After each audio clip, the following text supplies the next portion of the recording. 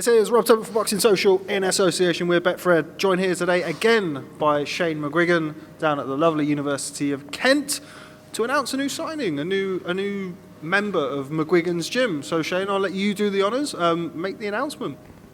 Yeah, I am now training in the cruiserweight division, Rob Tebbutt, but he's got about 4 stone to shift. No, I'm training Anthony Fowler, linked up with light middleweight prospect Anthony Fowler, Olympian. So yeah, exciting times. Going to be managing and training him, so moving his career in the forward direction. So I've got the exclusive here, and this is going to be titled something like Shane McGUIGAN reveals new prospect Anthony Fowler, and the first 30 seconds of it is you making a fat joke about me, so thanks for that, mate. Talk to me about how this happened. When were you first approached? How did it come to pass? Well, I got a phone call from Ant, and basically said that he's leaving Dave Caldwell, and that he'd like to have a sit down with me, basically. So I sort of first off asked him if if he was still in contract. He said he was, but so I said, all right, I don't want to be stepping on anybody's toes. And he said, all right, let me, I've already spoke to Dave. We're on good terms, and he's going to release me and stuff like that. So I said, all right, well, let's have a discussion. And yeah, it all sort of escalated really quickly, and just got him down the gym. But I'd worked with Ant after the Olympics, and we'd done a week's training together. And at that time, there was a promotional sort of, he was going to go.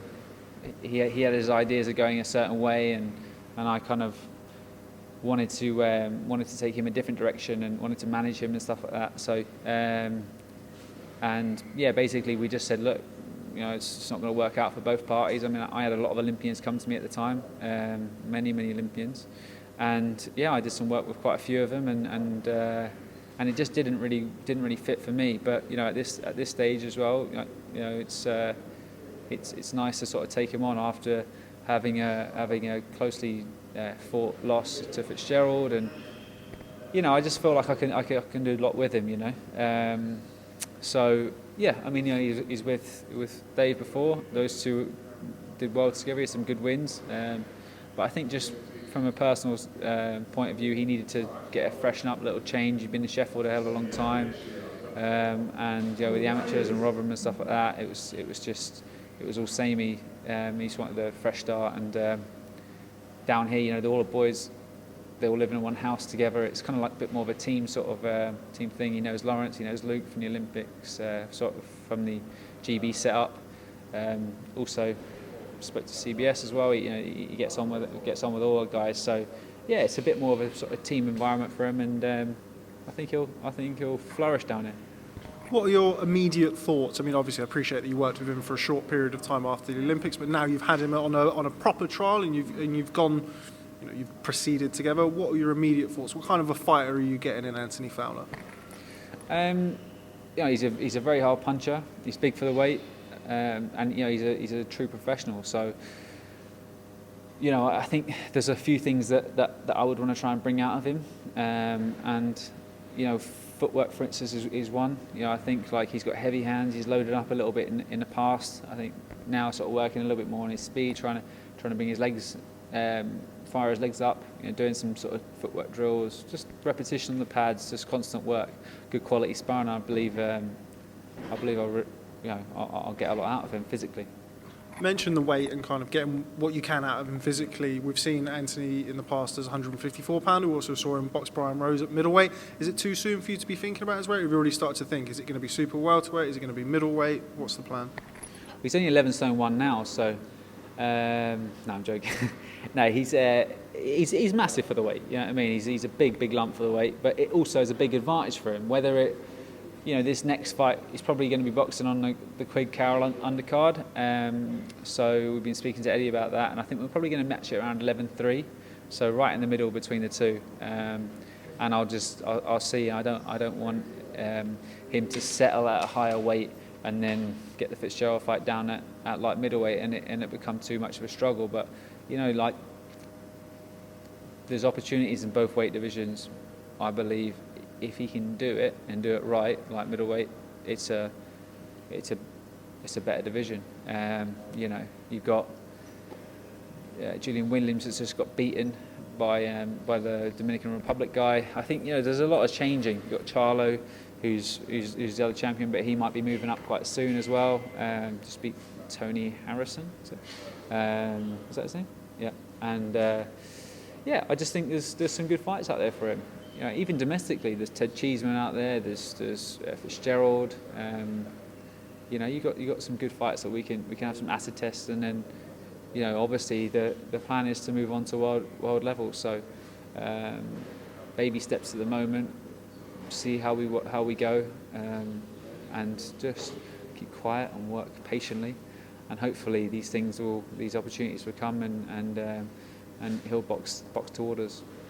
You mentioned kind of baby steps, but we're also in a point of, while Anthony's he's in the early stages of his professional career, he did have a long, extensive career as an amateur. He's already had that loss to Scott Fitzgerald in his professional career. Does it kind of fit in with what I know you like to do with your fighters, which is match them aggressively and have them in good fights quickly? The fact that he's not a young Olympian, forgive me for saying that, Anthony, he's just behind me. Does that fit in with kind of your method and what you'd like to do with him in the future? Yeah, definitely. You can't waste time, but at the same time, we have to make sure they're the right decisions. Do you know what I mean? Matching somebody is the most important thing you can do as a trainer and as a manager.